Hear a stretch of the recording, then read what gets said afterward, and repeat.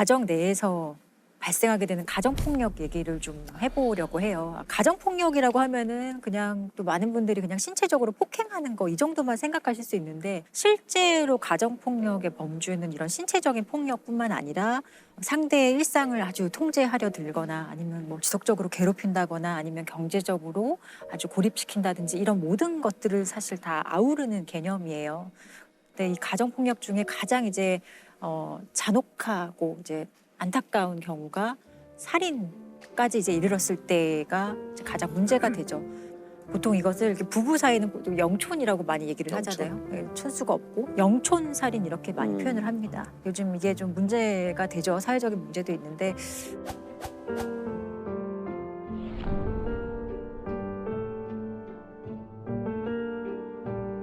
대표적인 그 가정폭력이 이제 살인의 결과까지 이르게 된 사례를 이제 하나 말씀을 드릴게요. 2018년 10월 22일 강서구의 어느 주차장에서 있었던 일이에요. 한 여성이 피를 흘리며 쓰러져 있다라는 신고를 받고 경찰이 이제 현장에 출동을 합니다.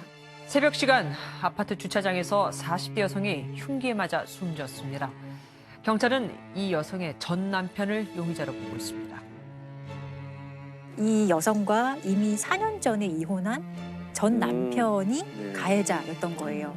근데 이 사건이 뭐 단순 살인 사건인가 하고 이제 경찰이 더 들여다봤더니 이미 이 피해 여성은 여러 차례 이 남성과의 사이에서 어떤 폭력 피해를 입었었고 또 경찰에 신고한 이력도 여러 번 있었던 거예요. 그래서 가장 잔혹하고 극단적인 성향을 보여주는 그 대표적인 폭력 사건이 2015년 2월에 있었던 사건인데 당시에 이 피해 여성이 친구들과 함께 여행을 갔다고 해요.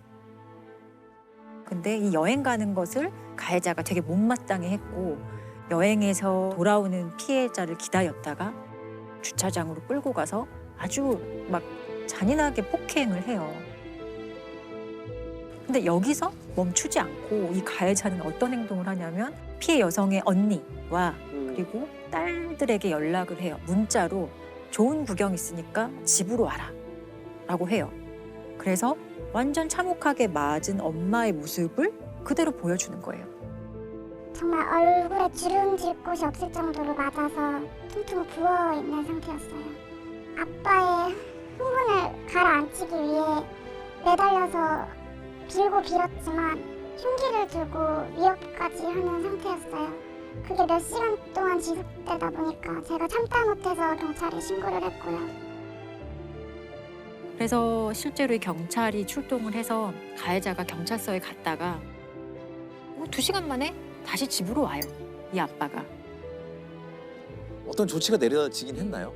가족폭력 사건에서 이런 식으로 좀 피해자에게 좀 피해를 주거나 가족폭력 범죄에 해당한다고 했을 때는 임시조치라는 거를 할 수 있어요. 근데 대표적인 게 접근을 피해자에게 좀 접근하지 못하는 것 그리고 연락을 좀 못하게 하는 것 전화 문자 메시지 이런 거 못 보내게 하는 것 이런 조치가 사실 내려지기도 했는데 이 가해자는 이 조치를 어겨봤자 형사처벌 안 된다는 거를 너무 잘 알고 있었어요. 이 사람의 직업이 교도관이었다고 하거든요. 교도관이에요. 교도관인데 자기가 교도관인 걸 가족에게 상당히 강조하면서 나는 교도관이고 법률을 너무 잘 알아. 이런 걸로 경찰 가도 큰 일이 되지 않을 거야. 나는 구속되지 않을 거야. 처벌받지 않을 거야 라는 것을 그 가족들에게 항상 이런 식으로 사실 좀 세뇌하면서 자신의 어떤 장악력을 계속 좀 키웠던 것 같아요. 심리적으로 상당히 좀 피해자들을 지배하려고 했던 것 같아요. 근데 결국은 이혼도 안 하고 그냥 산 건가요? 그래서 이 사건을 계기로 도저히 안 되겠다 생각해서 이 두 사람은 이혼을 하게 돼요.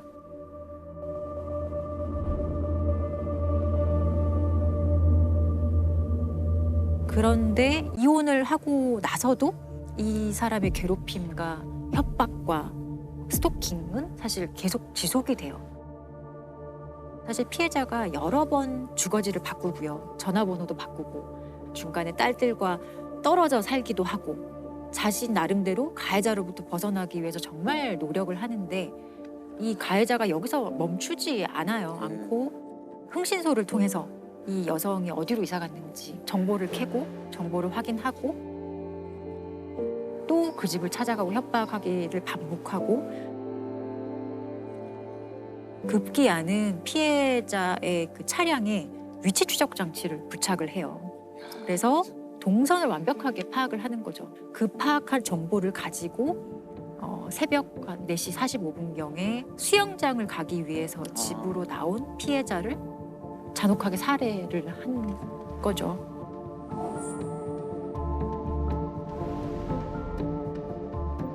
이 가해자의 처벌이 너무 궁금합니다. 어떻게? 가해자는 무기징역이 이제 구형이 됐지만 징역 30년으로 아, 최종 갑자기 확정됐어요. 또 그 1심 판결문의 이제 판결 이유를 보면 계획적인 범행을 통해서 피해자를 살해하기 이른 것으로 엄히 처벌할 필요가 있다는 것을 인정하면서도 다만 피고인이 변론 종결 이후 제출한 반성문을 통해 뒤늦게나마 고인과 유족들에게 사죄의 의사를 표시하고 있는 점을 이제 고려를 했다는 거예요, 양형에. 별로 그런 거 고려 안 해도 될 것 같은데.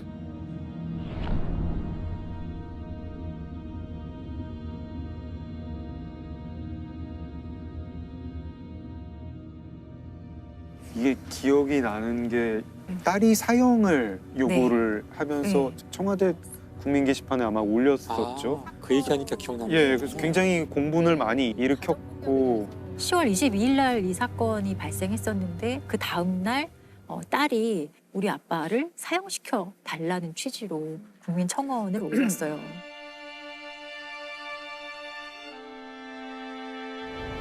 18년 10월 22일 강서구 등촌동 47세 여성 살인 사건의 주범 저희 아빠는 절대 심신미약이 아니고 사회와 영원히 격리시켜야 하는 극악무도한 범죄자입니다. 제2, 제3의 피해자가 생기지 않도록 사형을 선고받도록 청원드립니다. 엄마는 늘 불안감에 정상적인 사회활동을 할 수 없었고 보호시설을 포함 5번의 숙소로 옮겼지만 온갖 방법으로 찾아내어 엄마를 살해 위협했으며 결국 딸이자 엄마는 허망하게 하늘나라로 갔습니다. 피해자인 아빠는 치밀하고 무서운 사람입니다. 엄마를 죽여도 6개월이면 나올 수 있다고 공공연히 말했으며 사랑하는 엄마를 13회 칼로 찔러 우리의 모든 것을 빼앗아 갔습니다. 이런 아빠를 사회와 영원히 격리시키고 또 다른 가족의 피해가 발생하지 않도록 국민 여러분의 많은 동의 부탁드립니다. 이게 굉장히 여러 가지 감정이 섞여 있는 얘기 같아요. 이건 저는 공포도 있다고 봐요. 30년 후라고 공포가 없는 게 아니라는 생각이 들거든요.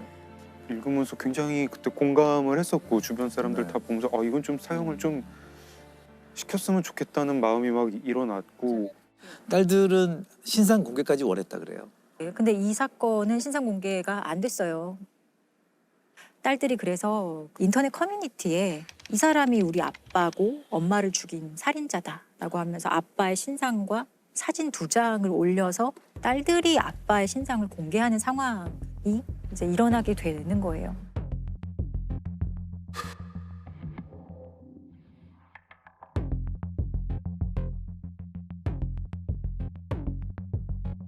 당시에 정말 기억이 나실 정도로 사회적으로 큰 이슈였어요. 그래서 이제 가정폭력 대책이라고 해서 여가부 장관이 답변도 했던 사안이고 개정된 것 중에 가장 대표적인 게 아까 말씀드린 임시조치의 내용 중에 과거에는 어떤 장소를 위주로 설정을 했었거든. 그 장소에서 100m 이내 접근 금지. 근데 사실 근데 그 장소가 아니라 사람이 기준이 되어야 되는 거잖아요.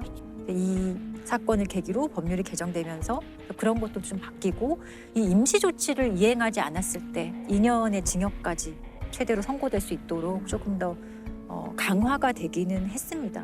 너무 예고된 그럼요. 범죄라고 할 수 있기 때문에 이런 피해자를 막을 수 있는 제도가 있어야 되지 않나요? 근데 이거는 사실 이런 조짐이 보일 때 강력하게 어떤 이제 가해자에 대해서 어떤 처벌이 좀 이루어지고 이제 이런 행동을 하면은 내가 조금 힘들 수 있겠다 이런 메시지를 줄 수 있어야 되거든요. 근데 지금까지 우리 법률, 특히 이제 가정폭력 범죄 처벌에 관한 특례법이라고 있는데 이 법률이 이제 가장 문제점으로 지적받는 거는 법률의 입법 목적이에요. 제가 입법 목적 일부를 한번 읽어드리면은